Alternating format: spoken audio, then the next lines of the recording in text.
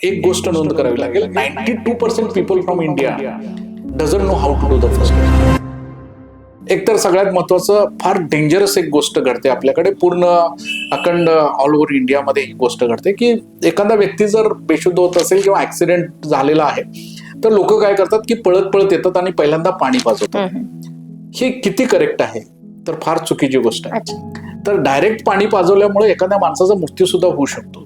एकतर त्याची श्वसन नलिका जी आहे त्यावेळेला श्वास जो आहे तो हळूहळू बंद पडत असतो आणि त्याच वेळा जर पाणी पाजवलं तर नक्कीच त्या माणसाचा मृत्यू सुद्धा होऊ शकेल किंवा ब्रीथिंग थांबेल. तर कोणताही माणूस ज्यावेळेला ऍक्सिडेंट होतो लगेच तुम्ही पाणी पाजवू नका, wait for some time. Aspiration त्याचं जे आहे म्हणजे जे काही रेस्पिरेशन आहे ते बंद पडू शकतं आणि बऱ्यापैकी प्रॉब्लेम त्याची जीभ जी आहे ती पूर्णपणे स्लाइड होऊ शकते. त्याच्या जी काय म्हणजे आपली एअरवे जो आहे, जी काय श्वसन नलिका आहे त्याच्यावरती बंद होऊ शकते. म्हणून ऍक्सिडेंट झाल्या कधीही पाणी पाजवू नका, वेट फॉर सम टाइम. आणि ही गडबड बरेच लोक करतात, अनेक लोकांचा मृत्यू. मॅडम तर एक गोष्ट नोंद करावी लागेल, 92% people from India doesn't know how to do the first aid. म्हणजे फार मोठा प्रॉब्लेम आहे.